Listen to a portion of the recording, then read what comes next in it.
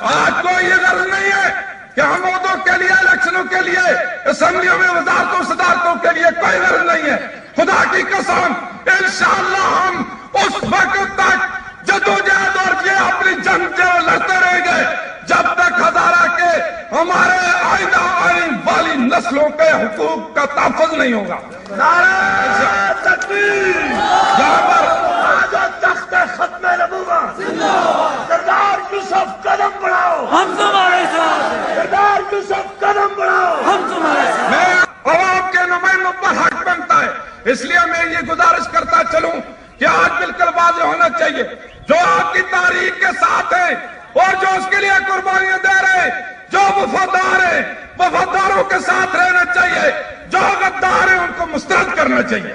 جو یہ غداری کرتا ہے اس کو مسترد کرے، جو وفادار ہے اس کے لیے ہر جگہ ہر مقام پر چاہے الیکشن ہو، چاہے جلسے ہوں، چاہے جلوس ہو، ہر جگہ ان کا ساتھ دیں.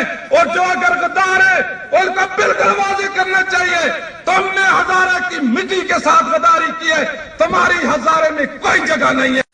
ہزارہ کے غداروں کو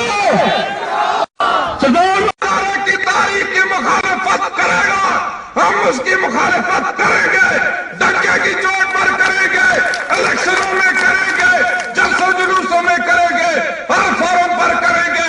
اس کے لیے آپ تیار ہیں؟ وعدہ کریں آپ تیار ہیں؟ اور یہ صدق کے دل سے وعدہ ہے، یہ دکھانے کے لیے وعدہ نہیں ہے.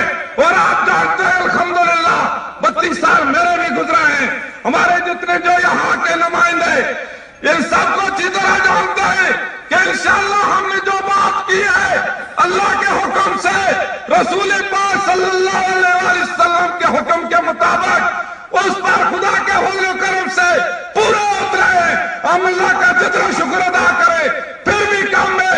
آج بھی انشاءاللہ آپ نے اور ہم نے یہ وعدہ کر دیا ہے، پاکستان کے عوام کو بھی بتانا ہے، پاکستان کی حکومت کو بھی بتانا ہے، صوبہ سرحد کی حکومت کو بھی بتانا ہے کہ ہم نے یہ جو وعدہ کیا ہے اس وعدے کو نبھانے کے لیے ہم ہر قسم کی قربانی کے لیے تیار ہوں گے.